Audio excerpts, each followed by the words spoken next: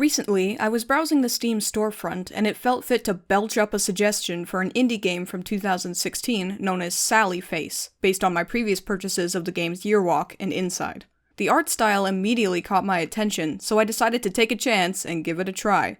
What followed was an experience that I can't say I've ever had while playing a video game. It didn't feel like I was playing a video game, it felt like I was playing a cartoon. So I put forth this question: what exactly is Sally Face? Well folks, that's what we're going to discuss on today's video. Full disclosure, I am not affiliated with the creator of this game or anyone involved with the making of this game in any way whatsoever. This is not a sponsored video. I purchased my own copy from Steam of my own volition. Also, there are a fair few visual spoilers here, so please keep that in mind if you plan to play the game at some point. So then, if you're unfamiliar with Sally Face, it's a psychological horror game available on Steam, developed by Steve Gabry under his studio known as Portable Moose, that originally released in 2016. The game currently has 3 chapters released, and a 4th is slated for a late 2018 release. The game follows a young man named Sal Fisher, aka Sally Face, who has a prosthetic face. He and his dad move to an apartment complex known as Addison Apartments to start a new life after Sal's mother died. Sinister events from the past and present unfold in the apartments, and the truth is gradually revealed as you play, par for the course for any mystery game. So what is it about Sally Face that makes me question its disposition as a game? Well, it's simple. What separates Sally Face from other games of its ilk is a near-complete lack of player agency over anything. Basically, it has almost no gameplay.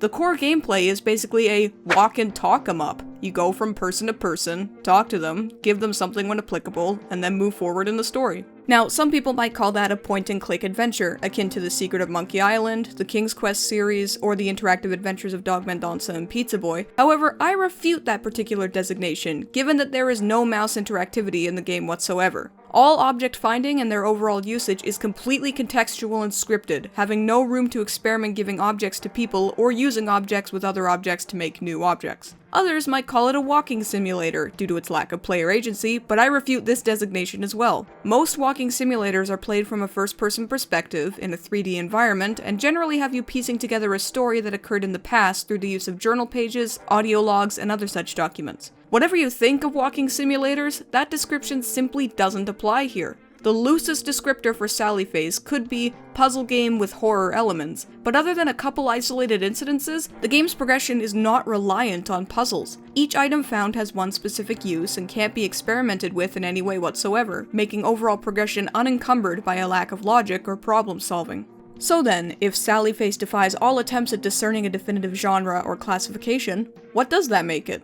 Simply put, it's an interactive cartoon. The highly appealing style that the game exudes is a deliberate homage to the cartoons of the 90s, a la Beavis and Butthead, Ren and Stimpy, Dr. Katz Professional Therapist, and Rocko's Modern Life. This style, coupled with the extreme linearity, lack of player agency, and its episodic structure, leads me to believe that this is simply a cartoon in the guise of a video game.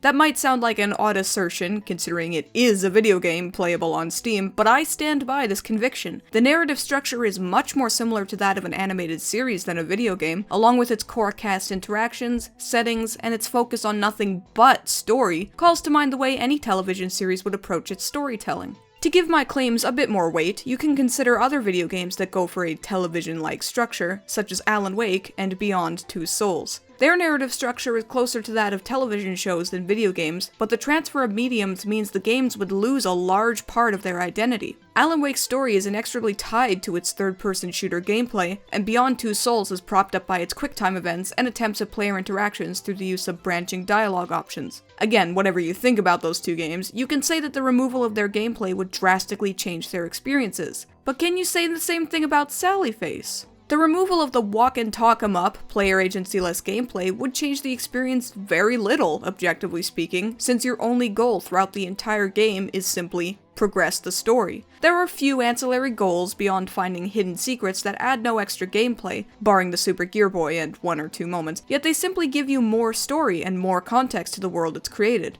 Not unlike cartoons, such as Gravity Falls or Adventure Time, who inject background details and secrets to encourage rewatches. They're a reward for the eagle-eyed and dedicated, not the most skilled in playing the game. In fact, Sally Face requires virtually no skill at all to beat, although admittedly the third chapter has a bit more puzzle elements to it. You may not see all the story if you don't do everything, true, but the absence of thought or rationalization rarely hinders your general progression. Now, doesn't that sound familiar?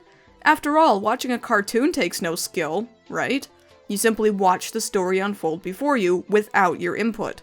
Well, the same can be said of Sally Face, only with the bare minimum of control required to be considered a video game at all. Now, the points I'm making are not criticisms of the game in any sense of the word. I happen to like Sally Face quite a lot, but not for any reasons other than its aesthetic quality, characters, settings, and story. I have no comment on the gameplay, enjoyment-wise, because, as I've said, there basically is none. Everything I can compliment Sally Face for are things we, as players, have no control over, much like the cartoons and anime I regularly review. So then, in the context of how one might describe a video game compared to a cartoon, and how one might explain why they enjoy or dislike it, I would have to put Sally Face much further into the cartoon category. Though, due to its undeniable use of player control, regardless of how minimal it is, I can say, without any shadow of a doubt, that Sally Face is in a class of its own.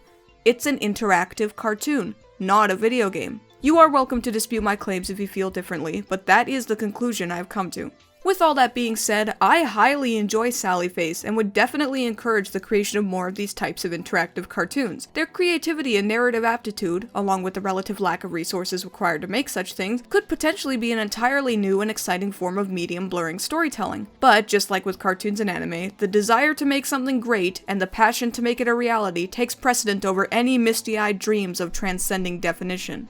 And for that, I applaud Sally Face for trying something that's not exactly normal, but it's intriguing and admirable regardless. I sincerely hope that Steve Gabry continues to tell his story, expand his characters, and flesh out his world, because I'm definitely rooting for him. And it just goes to show that, when you have the proper context and intent, you don't need to have what makes a great video game to be a great experience.